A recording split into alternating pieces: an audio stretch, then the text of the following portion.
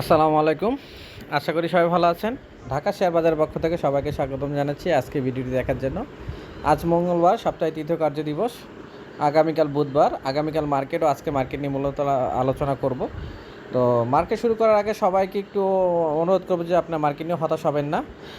Market কিন্তু যথেষ্ট পরিমাণ বৃদ্ধি পাওয়ার পর কিন্তু কারেকশনটা হচ্ছে, এটা কিন্তু স্বাভাবিক। এবং এমএসসিডি কিন্তু এখনও মার্কেটে কিন্তু পজিটিভ, তবে নেগেটিভ যাওয়ার সম্ভাবনা রয়েছে। এবং মার্কেট কিন্তু স্বাভাবিক রয়েছে, তবে এখানে অনেক শেয়ারই কিন্তু কারেকশন দিচ্ছে।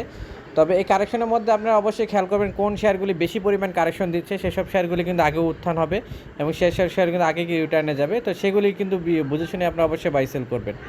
আর সবাইকে অনুরোধ করবো নিজের মতামতে ইনভেস্ট করবেন। সিদ্ধান্ত আপনার, লাভও আপনার, লসও আপনার, সব কিছু নিজের। তো কারো কথা মতো কোনো ইনভেস্টমেন্ট করবেন না। যাই হোক, আজকে ডেক্সের গ্রাফ যদি বলি, ডেক্সের গ্রাফ মোটামুটি যথেষ্ট কারেকশন দিয়েছে এবং ভালো একটা অবস্থানে রয়েছে।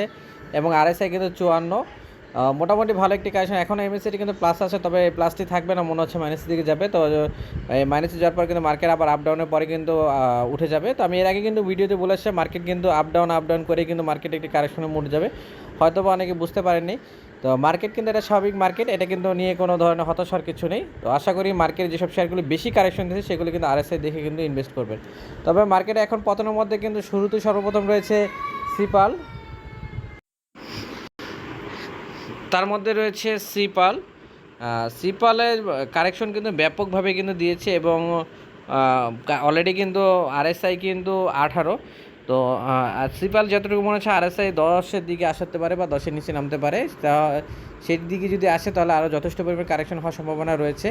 তো অবশ্যই শেয়ারটি একটু বুঝে শুনে ইনভেস্টমেন্ট করবে, যেহেতু গতকালকে একটু ভলিউম পেয়েছে এবং গতকালকে একটি লেভেল ছিল 56 সাপোর্ট লেভেল, সেখান থেকে হয়তো বা আবার ইউটার্ন নেওয়ার সম্ভাবনা থাকতে পারে। যদি সেই গতকালের রেপেট যদি 56 যদি না ভাঙে তাহলে হয়তো বা আবার শেয়ার ঘুরতে পারবে, আর যদি 56 ভাঙে তাহলে আরও নিচে নামতে হবে।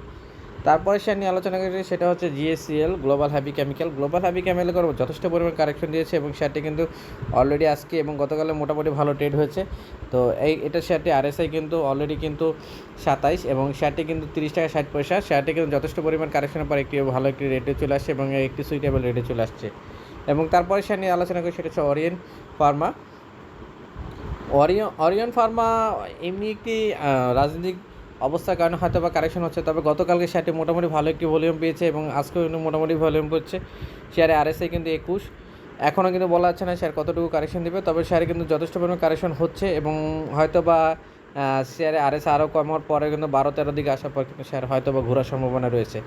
তো মার্কেট কিন্তু এখনও পরিমাণ কিন্তু কারেকশন কিন্তু যেসব শেয়ার আছে সেগুলি কিন্তু একটু বুঝে শুনে ইনভেস্টমেন্ট করলেই কিন্তু হয়তো বা প্রফিট পাওয়ার সম্ভাবনা রয়েছে। তারপর শেয়ার নিয়ে আলোচনা করি, সেটা হচ্ছে টেকনোড্রাক। আমি এর আগেই বলে আসছিলাম যে শেয়ারে আরএসআই যেহেতু অনেক আপ, তো আরএসআই অনুযায়ী একটু বুঝে শুনে ইনভেস্টমেন্ট করার জন্য। তো আমি আগে বলে আসছিলাম শেয়ার আরএসআই হয়তো বা আর একটু কমবে, 65-62 দিকে আসবে। তো অলরেডি কিন্তু সেটা কিন্তু অলরেডি চলে আসছে এবং শেয়ারে কিন্তু আরএসআই কিন্তু আমরা দেখতে পাচ্ছি অলরেডি 67।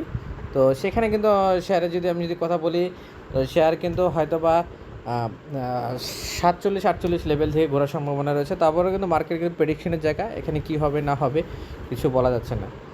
তারপরে শেয়ার নিয়ে যে আলোচনা করি সেটা হচ্ছে প্রগতি লাইফ কিন্তু অলরেডি কিন্তু শেয়ার অনেক বৃদ্ধি পেয়েছে এবং শেয়ার কিন্তু আজকে কিন্তু আবার গেনের ছিল। তো এই শেয়ারটি বলা যাচ্ছে না আবার নতুন করে এবার নতুন রেট হয় কি না, তবে শেয়ারটি কিন্তু আবার নিউটার্ন নেওয়ার পর কিন্তু যথেষ্ট পরিমাণ ভালো একটি গ্রাফ তৈরি করছে এবং সুন্দর একটি গ্রাফ তৈরি হয়েছে।